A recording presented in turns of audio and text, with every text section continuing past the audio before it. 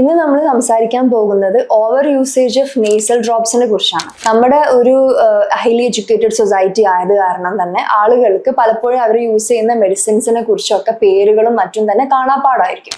അപ്പോൾ ഒരു പ്രാവശ്യം പ്രിസ്ക്രൈബ് ചെയ്യുന്ന ഈ നേസൽ ഡ്രോപ്സ് നെക്സ്റ്റ് ടൈം ഒരു നേസൽ ബ്ലോക്കേജ്, മൂക്കിന്റെ അടപ്പോ ജലദോഷം വരുമ്പോൾ അവർ തന്നെ മെഡിക്കൽ ഷോപ്പിൽ പോയിട്ട് ഈ ഒരു നേസൽ ഡ്രോപ്സ് വാങ്ങിച്ച് യൂസ് ചെയ്യുന്നത് വളരെ കോമൺ ആണ്. ചില ആളുകൾ അതൊരു 1 വീക്കോ അല്ലെങ്കിൽ 2 വീക്സോ ഒക്കെ മാത്രമല്ലാതെ 2 മന്ത്സോ ചിലപ്പോൾ അതിലേറെയോ ചിലപ്പോൾ വർഷങ്ങളോളം ആയിട്ട് ഈ സൈലോമെറ്റാസോളിൻ നേസൽ ഡ്രോപ്സ് യൂസ് ചെയ്യാറുണ്ട്. അപ്പോൾ പലപ്പോഴും കണ്ടുവരുന്നത് ഒരു 1 ഇയർ 2 ഇയർ ഒക്കെ കഴിഞ്ഞു കഴിഞ്ഞാൽ ഈ നേസൽ ഡ്രോപ്സ് യൂസ് ചെയ്തത് കാരണം അവർക്ക് വരുന്ന മറ്റൊരു അസുഖം, അതായത് റൈനൈറ്റിസ് മെഡിക്കമെന്റോസ എന്നാണ് നമ്മൾ അതിനെ പറയാറുള്ളത്.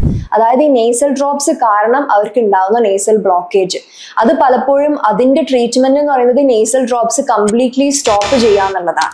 അപ്പോൾ നമ്മൾ മനസ്സിലാക്കേണ്ട ഒരു കാര്യം എന്ന് പറഞ്ഞാൽ നമുക്ക് തരുന്ന ഒരു മരുന്നായ നേസൽ ഡ്രോപ്സ്, ഒബ്സ്ട്രക്ഷന് വേണ്ടി തരുന്ന നേസൽ ഡ്രോപ്സ് അത് കൂടുതലായി കഴിഞ്ഞാൽ അത് കാരണം നമ്മുടെ നേസൽ ബ്ലോക്കേജ് ഉണ്ടാവാൻ സാധ്യതയുണ്ട്. അപ്പോൾ ഒരിക്കലും അതൊരു ഓവർ യൂസിലേക്ക് അത് എത്താൻ പാടില്ല.